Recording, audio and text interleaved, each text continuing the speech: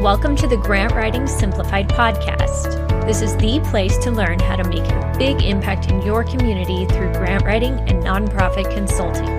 The world needs you to step forward as a grant writer and use your skills to lead with confidence.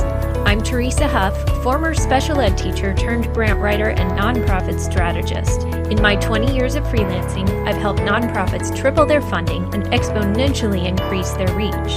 Now I'm stepping up to mentor freelancers and nonprofit leaders like you who are ready to take your skills to the next level.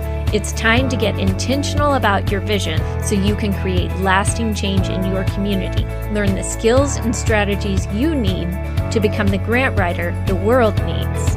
Let's do this. Hey friends, welcome to this special Christmas 2021 edition of Grant Writing Simplified. If you are ready to unleash your skills on the world to make a massive impact, then let's get you on the fast track. The Fast Track to Grant Writer is my VIP small group coaching experience where you'll learn how to be the go-to grant writer in your community. This is everything the books don't tell you. It's like Miracle Grow for grant writers. Let's fast track your income and your impact. Join me today at teresahuff.com/VIP. It's been a while since we've had a nonprofit spotlight on the show. I've been saving this interview up for you to air during the holidays, and let me tell you, there is gold in here today. I can't wait for you to hear it. Last week, we talked about how success leaves clues and the importance of always learning, but also taking action. Today's guest is a perfect example of that combination. Courtney Vrablik is the executive director of the store in Nashville, Tennessee. You need to know a little background first about the store. A few years ago, Brad Paisley and his wife, Kimberly Williams-Paisley, and yes, that's referring to the country singer and the actress, they took their kids to volunteer at the Unity Shoppe in Santa Barbara, California. This was a similar type of nonprofit grocery store, and that visit sparked a dream in them to address food insecurity in their own hometown community of Nashville, Tennessee. The store provides free groceries to families and people who are seeking self-sufficiency and the opportunity to break cycles of poverty. And today's guest, Courtney, is the executive director of the store. And as a single mom who has navigated through a lot of assistance programs in the past, Courtney really has a heart for serving her community. She has such compassion and drive and helps people in a way that makes them feel seen and respected. I really appreciate Courtney's combination of tenacity and confidence and humility. She's just this beautiful, inspiring person. You will really enjoy this insightful conversation. I made a list of so many great takeaways myself, so I know this is a little bit longer than our typical episodes, but I promise you it will be worth it. So stick with me to the end. Here we go. Learning to make that transition from, in the corporate world, you're expected to be able to make decisions and lead through it and jump in, especially between working in the food industry as a chef. You know, rapid fire decisions are just part of the everyday business. And then working for Amazon, you know, they expect you, like that's one of the main statements and policies of leadership that they expect from you is that ability to analyze the situation, make a rapid decision, and then lead people through it. And then when I transitioned into the nonprofit world, I mean, it's a whole other animal. And so there's the committees and the approvals and the formalities and procedural things. I studied books once I took the job of like, You would have to. It's an entirely other creature. It really is. And, you know, in some ways it was frustrating because I had to slow down. On the other hand, it really taught me to be able to present a well thought out argument or decision and policy, what it was that I was doing, be able to walk people through it, explain it from the ground up, and just be very clear in that level of communication. So you learn to rely on your board's wisdom and experience for the pitfalls that you maybe would have never seen. Yeah, that's a big key is being able to trust the people around you too, to fill in those gaps, especially where you're transitioning. And that's where so many people don't realize how many of the core skills really transfer back and forth from corporate to nonprofit, yet nonprofit is kind of its own different beast. It's like being in a different country. It really is. You're learning a whole new language. I've been very fortunate too in being able to network. I'm really surprised that especially new leaders who are women who came into the nonprofit world roughly around the same time that I did. And being able to join in conversations and have cohorts and coffee groups with them and being able to like play this over like, hey, is this normal? Am I wrong? Can you help me like refine my judgment on this? Is this the procedure? Does your board, XYZ? And just being able to bounce that off of peers who were coming in from corporate into the nonprofit leadership arena at the same time. It was really, I probably know maybe 8 to 10 women that all jumped in at the same time. It's fascinating. It's been so amazing too. That's interesting. And you're in a large enough community where you have probably some pretty good resources like that and support and groups that you can kind of be a part of to help pull from. Well, and, also just taking the suggestion of, I have a peer who's at another nonprofit, and she had an opportunity to do a cohort. It was a ladies leadership group that Joe Saxton was holding for women in nonprofit leadership. And this peer of mine, we had only had 1 or 2 conversations, and she rang me up and was like, listen, I know we don't know each other very well, but this is a really awesome opportunity. I've read this woman's books. I really think that we would all benefit from it. I'd love to have you there. And invited me into this group. And it was like 6 other women. And we did a 6-week course together where we met every other week. And it was life-changing. It was just fascinating. So it's the things that we do, to build each other up and offer each other opportunities that maybe wouldn't have been presented to us in the regular course of action in business. So that's awesome. And the things you can relate to or springboard from, just sharing ideas, even if you have different types of nonprofits, different types of people you're serving, still those processes are super helpful. Absolutely. And, we all bring different skills and experience to the table. So to be able to talk to another leader who happens to be very good at data collection or happens to be very good at including a narrative in all of their social medias or has a really consistent concept of messaging, and to be able to play these things back and forth and bounce them off of each other. It's true. You don't have to be in the same areas and fields of nonprofit service and programming, but just the procedures, the behind the scenes, the everyday business, and being able to provide a quality face and front to your organization and be able to play that off of other people and their experience, draw from that is huge. Oh, I'm sure. Well, and I love this look behind the scenes because I know you guys are fairly new. You had just started this right before the pandemic. 4 days. Which, I mean, yeah, who knew that this freight train was coming at you right around the corner? Right. And so to be able to get this off the ground, and it looks like you have managed to encompass so many community partners and support and volunteers and like even just farmers markets and local grocers and all kinds of people. It's just amazing to me, like the support you've generated for it, to where that's where I was like, okay, I need to pull back the curtain and talk to you to see how have you done this so quickly and just, been able to pull it off and get it up and running like that. Well, part of the store's overall mission and programming was never to just be food. I mean, that's what our location does. That's what our programming is. But we drew our customer base from referral agencies that are nonprofits that are or organizations that are functioning here in the Nashville area already. So we had built up that connection. Our program director had established those relationships. And so that was like who was funneling in the customers to us. But it also provided the opportunity for us to then turn to them and say, okay, COVID's happening. Are there additional resources that we can bring in or that we can turn our customers back and say, listen, here are some other additional services? I think, as much as I would like to say, oh, yeah, me and my team, we pulled this all together really quickly. We were a brand new organization. We were open for 4 whole days, and we were testing out a model that had never existed before, especially in this area. So it wasn't just all of us sheer force of will pushing through this storm.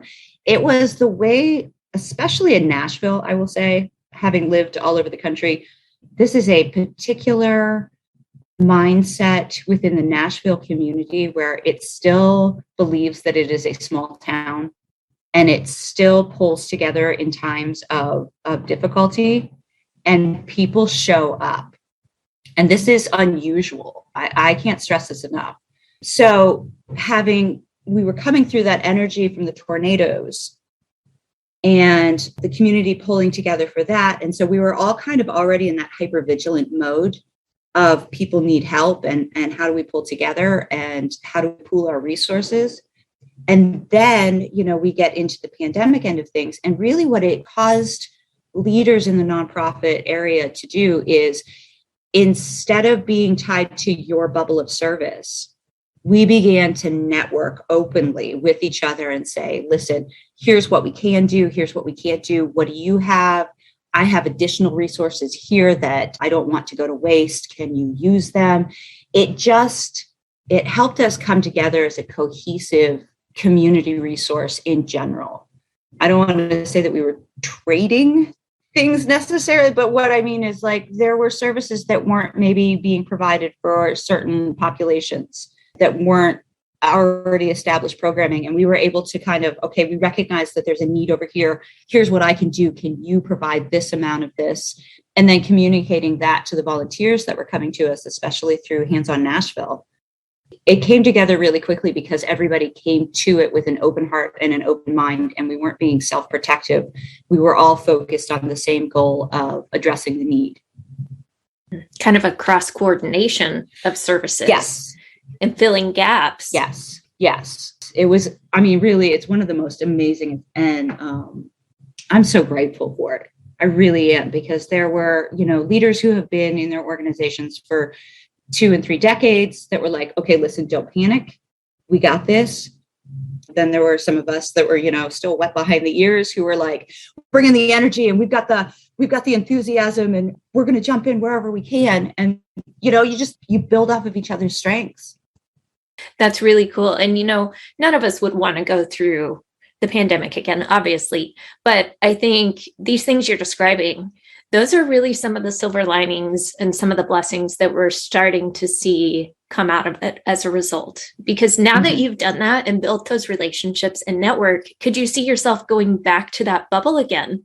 Look where you are now and the coordination that's happening as a result of that. Right. And yeah, it definitely was the silver lining for the whole thing. And, it's that whole, when you serve in the trenches with someone else kind of mindset. Once you've gone through a hardship with a group, you have a bond in a relationship and trust. And I think that, again, it helped us all kind of look up from the table we were sitting at across the horizon and be able to see the bigger picture and kind of, I don't want to speak for anybody else, but it was it was a gift to have a shift in perspective. I'm sure it was. Probably in a lot of ways that you may still have yet to see. Yes, absolutely. Absolutely. I think that it's really made the Nashville community especially just stronger. And, I think that's probably what has drawn so many people to that area. Mm-hmm. You mentioned the small town mindset, small town feel, and kind of that community, even though it's grown hugely. But yes. I think that's probably one of the draws, is it hasn't lost that sense of family. And hospitality. Coming from, yes. I'm a Yankee. I'm from Pennsylvania. Okay. And so you hear about the stereotypical, Southern hospitality. No, it's real. It's a real thing. Exactly. So with all of this, you obviously came into this with a huge skill set, and you're probably like a lot of people I talk to, myself included, in nonprofit work. We didn't train for nonprofit work. Right. We all just kind of eased into it in the back door. And it sounds like you came into it the same way. Mm-hmm. So what was that like for you? Were you battling this, I know I can do this, yet on the other side, who am I to even think I could do this? Oh, imposter syndrome is that's a very real thing that comes. And also, in stepping into this arena, you come to realize that there's actually 2 different groups. that are functioning in the whole nonprofit world, where there are the people like us who have come in with prior experience in various fields. We're not trained for nonprofit work. We're learning as we go, and we're bringing those skills with us. And then there's this new group that has started to develop and acquire the academic training that goes into the nonprofit world. And, as much as people want to say, oh, it's this way or that way, I think an organization benefits from both. And so I'm always thrilled to be able to learn from somebody who, maybe has a degree that involves development and fundraising, those sorts. It's fascinating to me. And maybe I'm a little bit jealous that they have that additional training, because that brings with the confidence of saying, I've studied this. I know what the information is. So jumping into it from corporate background and learning as I go, it's really when you have to rely a lot on your board to point out the areas where you need to grow, and be open-minded about what it is that you don't know, but also learning to just trust your gut on the idea that, no, that I have some information on this. I have some experience with this, and I can bring that perspective in. I'll be honest, when I came into this particular organization, this is not the job that I applied for. I applied for the ops manager position because I have a background in food and retail and then management. And so when I was looking at the job description that was posted, I was like, oh, I know these things. And so I felt very confident going into an interview and talking about, my level of experience and growing up in a family business that was retail oriented, and then being a pastry chef and, going through that whole end of things. And when they started asking me a little bit more personal questions of what was driving me to leave a really good corporate job and apply for this position, it was my backstory, my personal story of experiencing food insecurity that kind of, that was what was motivating me. I didn't really think that was going to be like an important aspect necessarily to them. And about 2 hours after I'd had my initial interview, a couple of the board members called me up and asked me to consider the executive director position instead of the operations manager position.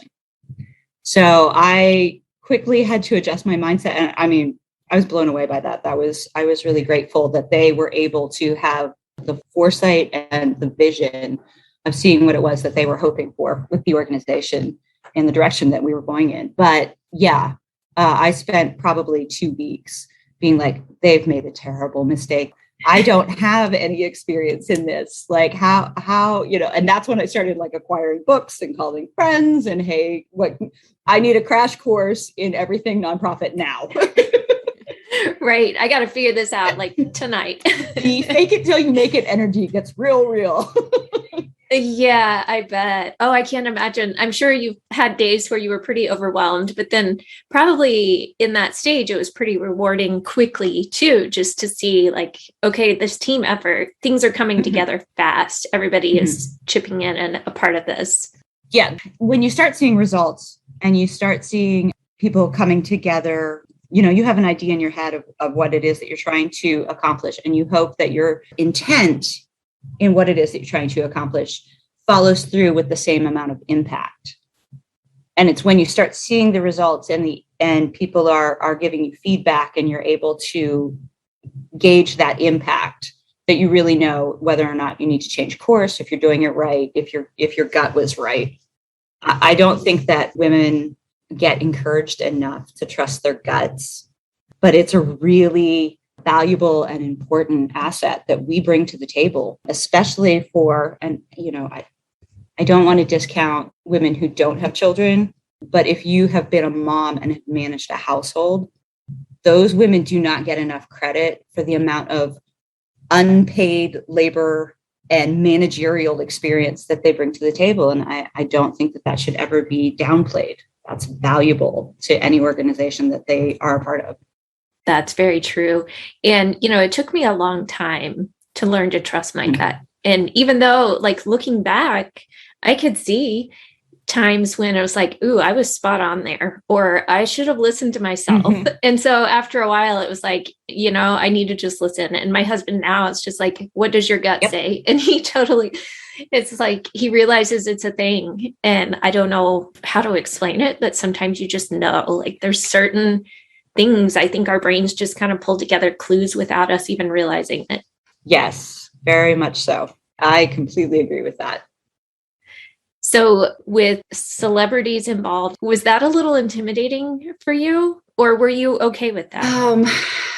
So first of all, when I applied, I had no idea that the people who were involved. I didn't know who the founders were. I just liked the concept. That was critical to me, the way that programming was being displayed as wraparound services, getting to breaking cycles of poverty and stuff. And so when I looked at that, I want to be a part of that.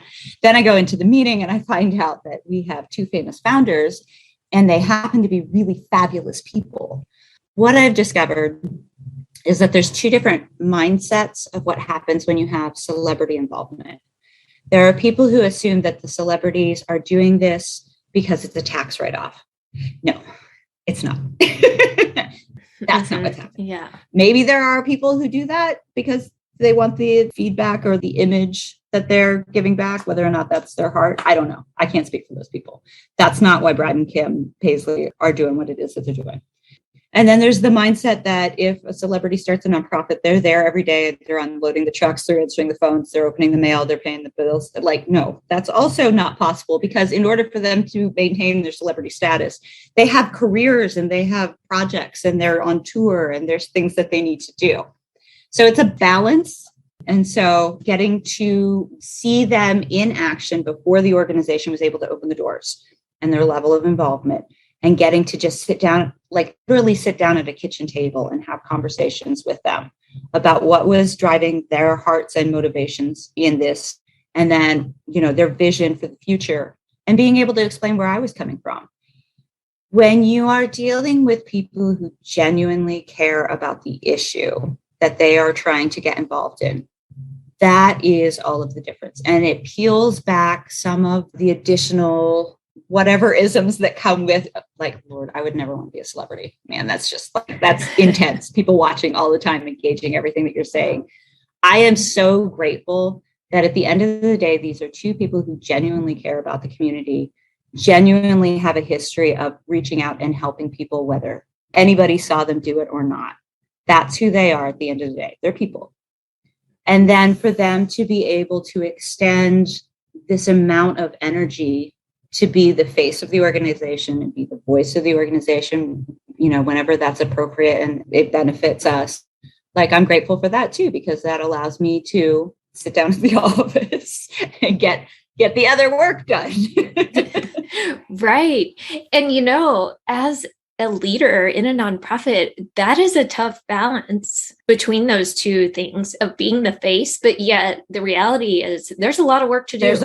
So trying to balance those two things out is hard. Absolutely. And especially when you're talking about new nonprofits, there's only, so much staffing that you're able to provide. So there's 4 of us that are full-time staffers. And then we rely on a great deal of volunteer energy and workforce and labor to help us get the day-to-day stuff done. So in terms of like what it is that I'm doing as the executive director, that's a title, but I'm also like head of development and all of the fundraising that goes into it. We only just brought on a grant writer to help. So I was, it's insane looking back now at all of the things that I had taken on without any kind of like training and just hoping it worked. The first year of writing grants myself and just, hoping this was the right way to go about it and that I was achieving the requirements that were expected. And, we're really fortunate that we deal with a fair amount of foundations and grant makers that were willing to work with us, explain things to me. I think one of the kindest things that ever happened was there was a chair for a foundation here in the area who sat down and just explained to me, here's what other foundations are going to be looking for. Here's the numbers that you need to have ready. Here's how you present that information. Here's how you break down the percentages for your programming costs. He was so gracious, and he did not have to do that at all. He just was very kind to me in that. And I will never forget that. And I am deeply grateful for it, because until somebody walks through it, you're just you're driving through a fog, hoping that you don't hit the proverbial deer. It's a steep learning curve, especially when you're new to all of it, let alone the grant piece of it. That's a lot by itself. Yes. Yeah. Because there's a whole workplace culture too.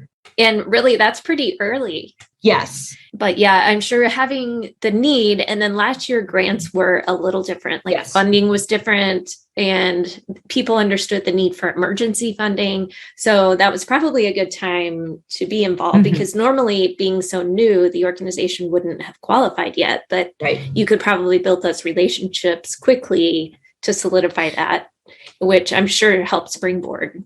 Yeah, much in the same way that programming adjusted and was more fluid and welcoming and accepting on the street level of things, then your grant providers, your foundations, those who were giving the money, additionally, then kind of opened up on this level of being very gracious and understanding. So we were not only new, but we had completely changed all of our programming outside of the fact that we were providing food.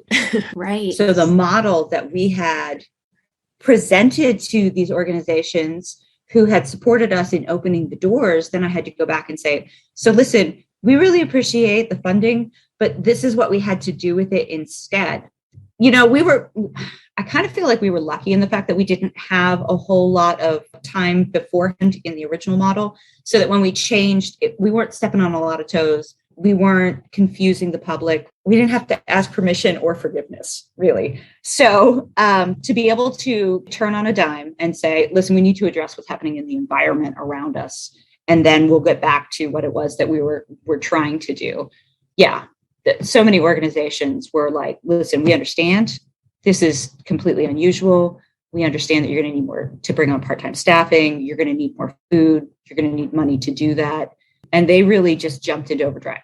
But yes, then to go back this year, a year later, and sit down with those organizations and do reporting back, there's still very much a sense of understanding of like, listen, we all had to just do the best you can. And nothing went as planned last year. Right. So how do we cut through all of the red tape and the fat and say, okay, you need the money. We've got the money. You're doing the servicing.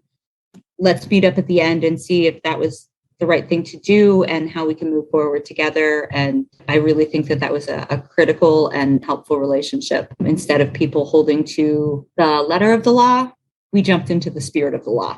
Yes. And I hope that's something that we saw that shift last year. It was a huge shift in the grant world. And I hope funders will still stay that direction. Agreed. In realizing we can trust nonprofits to handle the funding and to not have to jump through so many hoops. And that I keep preaching that, but it's like, please listen and learn from this and don't make it so hard and cumbersome for everybody. Yes. On both sides of the process. Yes. So I hope we see that shift.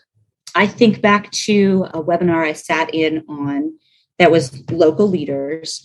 And forgive me, I wish that I could remember this woman's name. She was fantastic. She is a director for a local nonprofit. She is a woman of color.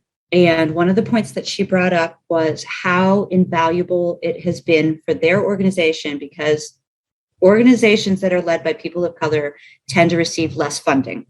That's just a fact. So then to be able to get money from foundations that say, listen, we're going to take our hands off of how it is that you feel you need to spend this. We're not going to limit it to just programming, because maybe what you need is more staff in order to do some other facet of it. We're going to take the regulations off. We're going to trust that you know best how it is that you are addressing a problem in your community and what kind of leadership you need to bring in for that and how you need to pay them appropriately. Paying people appropriately is such a major conversation that I can't preach enough. I will try to keep that soapbox where it is, but we could pull that out for a whole episode on that. Bring me back for that. I have thoughts.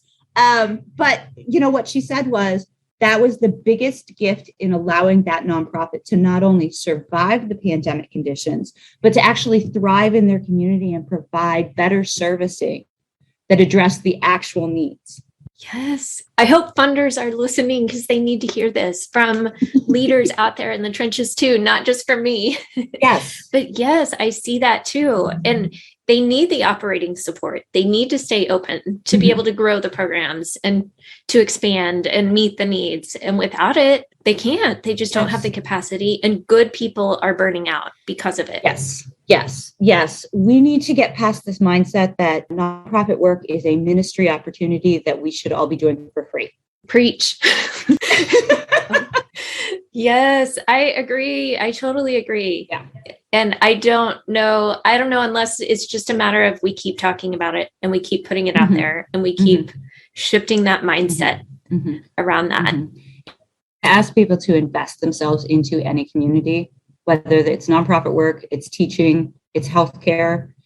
Anytime that you have to deal directly with other human beings and address their needs and provide the solution for them, people need to be compensated for the amount of emotional energy that goes into that. I think that's a big key too, is people on the outside don't understand the amount of mental and emotional toll that it takes to pour into them. Yes. And do you mind sharing a little more about your story and kind of what led you to this? And if not, that's totally fine. No. I'm an open book. My mother would tell you I'm probably a book that should close sometimes, but I am an open book. There's nothing to hide here. So I guess to ramp up to it, I ended up in Tennessee because I was a newlywed, and my husband at the time wanted to attend school at Middle Tennessee State. And so we moved down here literally on our first anniversary. And we were married very young. So I'll just caveat with that. So in that time, then I joined up with Aramark, who was providing services on campus for food and dining, and became the executive pastry chef over at Middle Tennessee State. And I was in that position for about 5 years. And at that time, then my husband decided to pursue his legal degree and go to law school. And so we moved back up to Pittsburgh because that's where our family is. And so I transferred with the company, and I was working in pastry, and he was going to law school. And we got to the end of his last year of law school, and I was pregnant with our second child, and the economy collapsed. And everything that we had been planning for and building toward and hoping for just disappeared in a matter of 2 weeks, honestly. And so the job offer that he had lined up got pulled. Our plans of where he was going to be practicing law, where he needed to take his bar exam, everything changed. So we ended up coming back to Tennessee. And my husband at the time started a practice with a friend who had also completed his law degree and passed the bar. So they were starting a young practice, which, if anybody doesn't know, like if you're a young lawyer and you don't have a client list and you're not brought into a firm, it means you stand in the back of the courthouse and volunteer to take cases. I mean, it's a zoo. Wow. Wow. That's a rough way to start. Yes. And you just hope you get your name out there, and it's all hustle and muscle. Wow. And of course, then I was big as a house with the second child and very near the end of that pregnancy. And so it's really hard to get hired to be employed when you're that heavy with pregnancy, that sort of thing. Right. So, and they know you're about to take maternity leave. Exactly. So it's like, why would they invest in hiring you when you're just going to end up? So, and because we weren't working for anyone, then we needed to go on TennCare and state health insurance. We needed that. And then after Adelaide was born, we were still struggling financially. And at that time, then I needed to sign up for SNAP and WIC. And really in the course of time, for about 10 years, I had the kids on SNAP. We were using the EBT card. I had WIC.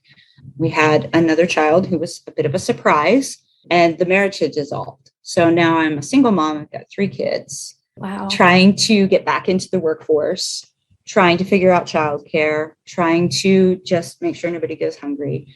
And, at that time, also trying to not let anybody know, because the shame and the stigma that comes with not being able to provide for your own children was really, it was really an intense thing for me. That's a lot on your shoulders. Looking back now, I could have made my life a little bit easier if I had just been able to feel like I could be vulnerable about the fact that I was struggling. But we place so much shame and guilt on the people experiencing the need instead of the system that is broken that's perpetuating the need. So we tend to place more burden on the person experiencing the need than the institutions that create it. At the time when they really need it the most. Right. They really need the support, but yet it's almost a barrier to get it. Absolutely. And so it's really hard what I will say is all of that experience is what colors the way that I work with the staff in developing the programming and what our guidelines are for our customers and how we protect them, how we communicate with them, and also just the space itself. How do we present this? When you walk in the doors for our location, it looks like a regular corner store. That's the whole point. It's supposed to be customer facing and customer welcoming, just like any other retail opportunity. The only difference is we don't want their money. We just want them to be well. We just want them to have food on the table. We just want to be able to eliminate a little more of the stress and anxiety that's in that household during these times of need.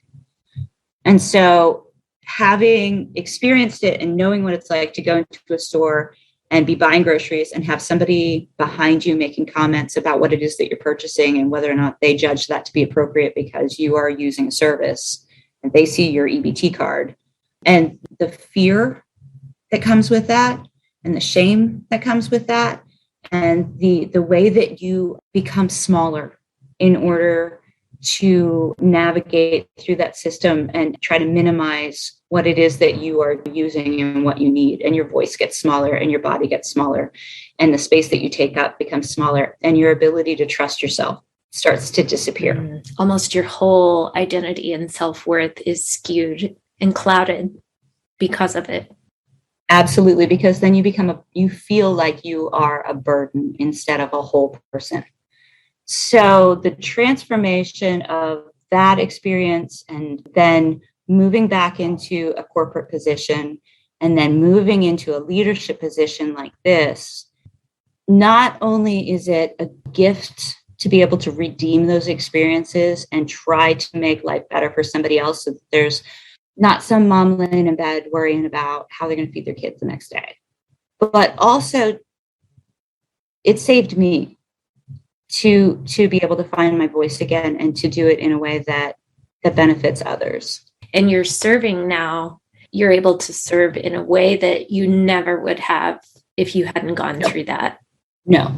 You know, I don't wish my experiences on anybody, but when you talk with somebody who is serving in a nonprofit arena, who has a personal narrative that connects to this or an experience, I think that just brings so much more depth to the servicing. I have a mentor in the food insecurity arena who once jokingly said, listen, we're all in nonprofit work because we've got baggage and we're trying to work it out. This is therapy for us. And she's not wrong. It's true. This is what does motivate us, and sometimes we do it in a healthy way. Sometimes we don't do it in a healthy way. But it's just as much for you as for the nonprofit. Well, and why not? Like in terms of dream jobs, this is my dream job. And I am just really, really fortunate that I was able to connect with the right people who then had a vision for what it was that they wanted to, have for leadership and to be a spokesperson for why these services are important. And they saw beyond what you saw in yourself. They saw something bigger, and they pushed you to something bigger because you had originally applied for the other job. Yes. Not thinking, you probably didn't even consider the director job. I literally said, are you crazy? Have you fallen on your head? I'm sure they loved that. Well, in that whole conversation of getting your board to understand your own quirks and sense of humor, that probably should have been an alert to them. Oh yeah, by the way, I have a really dark sense of humor. Yeah. So yeah, that's part of the package. Just buckle up, guys. Right. Yeah. You asked for it. That's so cool though. I mean, what a way to be able to say that about your job and to be able to give back and to do something that fulfilling, because I know it's not a walk in the park. Every day cannot be sunshine and roses in nonprofit work, even in the best of nonprofits. That's just reality of the work. But yet to be able to say that and to know that you are doing something that's going to have a long lasting impact in the community for years, like far beyond you. That's got to be so amazing to be able to do that. And what keeps you going back day after day? Yes. I mean, this is an opportunity to, like I said, I get to read my experiences in a way that builds a legacy. Mm-hmm. I get to attach my name to something that I hope is serving in this community for years to come, mm-hmm. until we can solve the root problems that are causing food insecurity. I mean, I think everybody who's a nonprofit hopes to one day work themselves out of a job. That's the goal. But realistically, we need to be able to look long-term and say, what is the sustainability? How do we project longevity? And the reality is unpredictable things are going to happen, like tornadoes and pandemics. Like tornadoes and pandemics, and yes, and floods and fires. Yeah. So there'll always be something, yes. Even if you get stabilized and improve the situation, there's always going to be something down the road. Absolutely. And that's just life. But it sounds like you really, even with all the shifting, and you mentioned in the pandemic, you had to go back to your original supporters. Mm-hmm. It sounds like you still kept your original mission at the core of everything and every decision, yes, as your compass. Yes. I mean, sure, we had to change the physicality of how we were providing services to do it in a way that was safe for everyone. But the core is, how do we protect and support the dignity of others in a way that fosters hope? And so when you go back to your mission, when you have to change your programming or adjust it or make changes, you look at your root mission first, and then you kind of build from there. So is a delivery service for elderly individuals, was that our original model? No, we hadn't gotten that far yet. But to be able to say, listen, this is a dignity issue, and this is what the community is needing from us, to be able to go back and say, this is part of the mission. We didn't foresee it at the beginning of everything, but we're grateful that we have an opportunity to fill that gap. And I'm sure there was a lot of community analysis done and maybe some pre-work before they started this, as far as like, is there even a need? Is there somebody else meeting the need? Where can we fill the gaps? At what point in that whole timeline did you come in? So Brad and Kim Paisley had been volunteering at a place out in Santa Barbara called Unity Shoppe. And that's where they got the idea for all of this. And Barbara Tolson, who is no longer with us, she passed away last year, really sat down and mentored Brad and Kim in terms of the way that their model functions and why it's different. And then just as food is regional, how you provide food is regional. And so they took that model and they adapted it for the way that life functions here in Nashville. And so that started around 2017. I came on in February of 2020. Okay. So boom, right in, ready to hit the ground running. We had about 6 weeks from when I had got a laptop to that's awesome. To when we opened the door. So like I said, having a little bit of a experience with rapid fire change and being able to adjust on a dime. And at the large corporate level. Yes, absolutely. And being able to communicate that to a team of people and say, okay, this is the direction that we're heading in. And I need you to trust me in this position, and I will not steer you wrong. We're going to get through this, but we're going to get through it together. So it just takes a lot of communication. And I was really fortunate that the board that we had and the founders that we have and the staff that we have all pulled together and recognized that we may have to answer questions on the fly and figure things out in the moment. But ultimately, the goal is to address the situation that we're in the safest way possible that benefits the community most. And, we've talked a lot about mentoring on the show in past episodes and how pivotal that can be in our journeys. And so I just want to point out, like, even with them starting this, they needed a mentor. Absolutely. Because I doubt if they had just gone around starting nonprofits, it's a lot of work. And to do this kind of model really took some learning and mentoring. And then you said yourself in this new role, you've needed a lot of mentors. Yes. And to go back to your previous question about addressing the need and everything, our original goal, based off of the information that we had, the research that had been done in the community, like, we are intentionally in an area that is a food desert. And the idea was to address the need in that particular neighborhood, along with other families that were coming to us through referral families.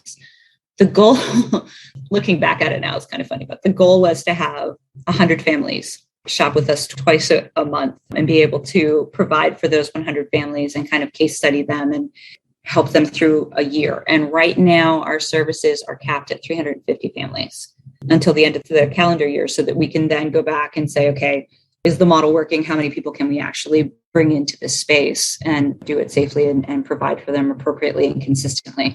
So there is an awareness of hunger in the community, but that was pre-pandemic. It was, pre-everything, it feels like. And so I think that it has opened the eyes of not only our founders and our supporters, but also just this demand that nonprofits are experiencing. It kind of opened the doors with the foundations and the funders as well, in the sense that, like, this is a major problem.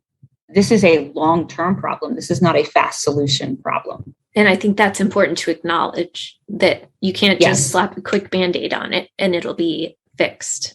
Yes. I mean, in terms of the amount of people that we were feeding during the pandemic, that was an 18-month program that we did. But really, we recognized that that was really just a bandage to stop the bleeding. And you had to. You have to. Yes. You can't heal somebody's open wound, not to be gross, until you stop the bleeding. What we know from the economic crisis of 2008 and 2009 was that it takes the average family 10 years to build back their financial resources and get back to a place of stability. That's a long time. I went through that time. It was 10 years for me. And so, I can say with certainty, it takes a long time to get back to feeling safe and stable and having those resources and building back your savings and having the resources that you need to get your family through. The way that this pandemic has gone and the length of time and the way that it has affected individuals who never thought that they were going to be out of a job, that their industry was going to suffer. We look at the entertainment industry and the tourism industry here in Nashville. Those are jobs that people did not think that they were ever going to lose or that there would be a shortage in. And so they ended up using up all of their resources trying to survive something that didn't have a clear end, a clear light at the end of the tunnel. So convincing those individuals to come and utilize services instead of draining all of their own personal resources was definitely a challenge. Communicating to people that they could, in fact, that this is what we're here for. And we exist for that reason and all are welcome, that kind of mindset, and to kind of help people address the stigmas that they themselves have about food insecurity or financial insecurity or housing insecurity or healthcare insecurity. That has been the biggest challenge. Yeah, I'm sure that's been a hurdle, just getting past that. You were describing it's typical traditional attitudes and being in line at the grocery store. I mean, you're already down. You don't need to be beaten down anymore. But yet, unfortunately, that happens, whether it's our perception or the way people treat others. It's so unfortunate. I think that there is a fear rooted in all of us that could be us. And so we tend to other the other, because otherwise we have to address the fear that we have in our hearts of what it is that makes us a good person or makes us successful or makes us feel safe and secure. And so that is a very lizard brain reaction to make a judgment call on somebody else's circumstances. And what we've seen in this last 2 years is that it could be anybody at any given time. You don't know if your street's going to get bombed or your neighborhood is going to flood, or these things can happen so rapidly, and they're not moral judgments. They're circumstances. And people are just trying to address how to get through. And what we want people to know is when they walk in our doors, there's not going to be any judgment for why it is that they're in a circumstance. What we want to do is help them find a way to move forward in whatever way works best for them. That's one of the reasons why, if somebody is looking at, our website or any of our social media, that sort of thing, you're never going to see a picture of a customer, because the goal is to provide them as much safety and security and anonymity here within our doors. This is a safe place for them. And we do not engage in that sort of, if a customer wants to volunteer a story as a way of saying, hey, thanks, you helped me through a difficult circumstance, that's great. But that's purely based off of them volunteering that information. We're never going to request that from them.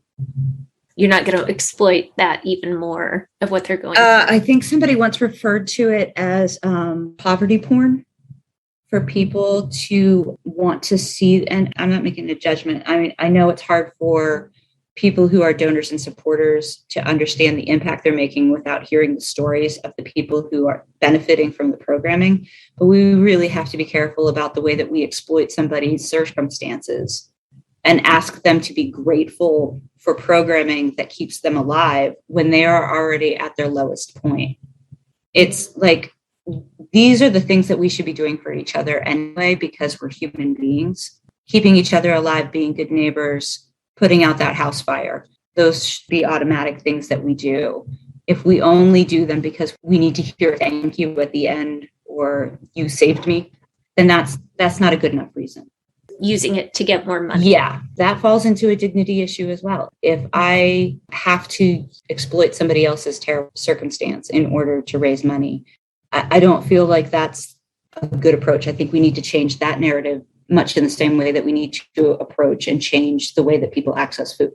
I think it all goes together. I expect that would also bring a creative challenge for you and your team, trying to really convey this deep need and this compelling work you're doing without being able to tell the stories. Because that's another piece we've talked about on the podcast, is the storytelling and how that can really convey what you're doing to donors. But yet, I mean, the reality is there are some stories that just are not ours to tell. Right. I've really admired your social media of how you're reaching out and like appreciating donors and showing so much appreciation for their generosity and the variety of partners that are involved. But yet, how are you handling these challenges with this? Sometimes it is as simple as me explaining my story. So I am more than happy. That's why I say I'm an open book. I would so much rather put myself on the spot and the residuals of shame and embarrassment for a circumstance. But I've made my way through that experience. And so sometimes it's sharing what my story is in substitution for a customer that we currently have. You know, because if there had been a service like this, maybe I would have been able to make my way through faster or with far fewer panic attacks. God knows. Sometimes it's putting our volunteers who are interested in sharing why it is that they are involved in the programming and why they want to volunteer with us. There are so many moving parts to our work that my go-to should never be to put the burden of proof and the burden of why we exist on the customer who is experiencing the greatest amount of need. When we say it's a free grocery store, I mean free. They don't even need to pay in gratitude. No strings attached. No strings attached. And so like we really have to, we have to get creative about that sort of thing. But that's kind of part of the revolution in servicing that we are trying to create. It's not just how you access your food, or that we are trying to give you additional resources and wrap around and support to address all of the areas that are encircling your need.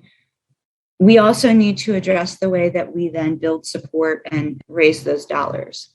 And honestly, you know, one of the great things about that is having two founders who have an incredible sense of humor. So when things get really dark, I can always turn to Brad and Kim, and they are going to find a way to creatively address coming to a community and saying, listen, we need your help, but they're going to do it with humor and they're going to do it with grace.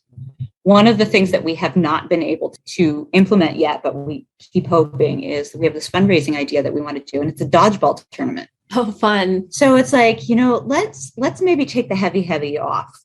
And I think at this point, everyone's aware of the fact that there are hungry children and we need to find a way to provide for them. But let's maybe find a way to do it where we can laugh and come together and have a good time and not drowned in the heaviness of the issue that we're trying to solve. They always find like these really great ways to kind of bring it back to, let's find a way, let's do it in a way. That's fun. And, you know, if it's for kids, why not make it playful? Right. Why not make it fun? Right. Let people act like kids again. Well, and again, it goes back to that whole thing of removing stigmas. If we can talk about hunger and poverty and need and do it in a way where people don't feel weighted down by the guilt or whatever it is that the heaviness of the topic, we need to be able to address these topics. As much as anything, we're problem solving. Let's problem solve together, and let's do it in a way where you feel good about the experience that you had in addressing that circumstance with us. Right. That's going to continue building trust in your community with your donors to where maybe they know you're going to be good stewards, right. Even if they can't see some of those frontline activities the way you were saying, they still know you're going to use the money wisely to make the most impact possible. I mean, at the end of the day, it's still my job to do as much data collection as possible. But that doesn't mean that I need to put somebody's face in front of a camera with a microphone. Exactly. So there is, maybe I get a little bit more focused on collecting as much data as possible. In a collective way that doesn't single anyone out. Exactly. But also you can point towards some progression in individual stories without having to name them. So that, because I'm all for being open and transparent to any of our donors and supporters. They absolutely deserve to know where their money goes. That doesn't mean that they have full access to a person's privacy. There's a balance there. Yes. And I think it's a huge asset that you are so willing to share your story. And I mean, you've shared it, so it's out there. It's not like you're keeping it a secret now. Right. Now you can share freely of what it was like firsthand. Mm-hmm. But also on the other side, I feel like that's got to be encouraging to see that, okay, you made it through. You survived. Yeah, it was hard, but you made it through. Yeah. Maybe I can get there too. Like that's got to be helpful for your customers that come in. I'm hopeful that it does point to that fact and that they understand that my heart is empathetic to where it is that they are. It's also really important for me to be able to point out, like, listen, yeah, I made it through and it was really, really hard. But also, some of our customers have additional barriers that they are forced to overcome because of the way that society exists in the culture. So I made it through, but I'm a fairly well-educated white woman with no accent who comes from a Judeo-Christian background. So again, I have to be very honest about my privilege and my opportunities that were presented to me that may not be presented to somebody who is equally willing and equally deserving and equally capable and motivated and industrious. So, I have to look at both sides of my experience and say, okay, so I had these additional leg up opportunities where somebody was more willing to trust me, believe in me, support me, give me those opportunities. And yes, I took them. And yes, it was hard, but it's not as hard as what somebody over here is facing. And so how do I address that additional support network and be aware of it and then pull in those resources for our customers? It's not apples to apples with anybody, with any two people. No. Our journeys, our paths, our backgrounds, it's completely different. Yeah. When we look at our model and when we came into this, we were like, okay, a year of servicing and that should give them the jumping off point to be successful. Now we're 2 years into it and we're looking at it and we're like, hey, you know what we never talked about? What defines success? What is the definition of success? And is that an across the board thing for each family? Oh, guess what? No, it's not. So we really have to have that additional level of sitting down with our customers and saying, what defines success for you? What would make you feel ready or capable or supported or moving in the right direction? And that's going to be just as individual as the choices for the food that they come and pick out. That's true. That's a more holistic view of who our customers are and what it is that they really need from us. Yeah, and depending on their starting point and their circumstances. Mm-hmm. Do they have transportation? Do they have stable housing? Yeah, exactly. Is this a temporary job loss that you're experiencing? Have you been out of work for more than 6 months? Do you have any kind of resources? Family? Do you have family in the area? Do you have a community? Do you have church? Yeah. So we really have learned that we need to go back and really redefine or address the fact that we were taking certain things into, we were taking them for granted as baselines. Mm-hmm. Yeah. And that's a challenge that I've talked to other nonprofits about, is just how to measure some of the ambiguous data and how to pull some of that in to be more defined so that you can measure start to finish. What did this look like going through the program? And that's a tough one. And that's a whole nother conversation, but it's still that's an issue that I'm sure you have to try and address. We have to somehow quantify some of these moving parts. Right. But also hold sacred the value of the individual and how their individual circumstance is its own thing. And it cannot be a cookie cutter mold.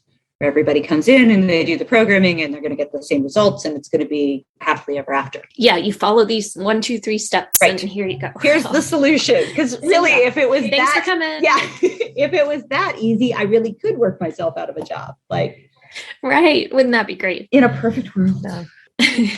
Well, I feel like we could chat all day, but I know you have a lot to do. So That's true. As we wrap up, what is one specific resource that has been helpful to you along your journey? Well, okay. So can I name 2? We're not too strict around Okay, here. Good. Plus I have a hard time following rules. Two resources that I have had that have been really, really helpful is the Center for Nonprofit Management here in the Middle Tennessee area, and the resources that they have, the classes, the networking opportunities, the ability to post jobs someplace, the bulletin boards, all of it. If you are working in any part of nonprofit and you're in this area and you haven't signed up for that, sign up for that. It's worth its weight in gold.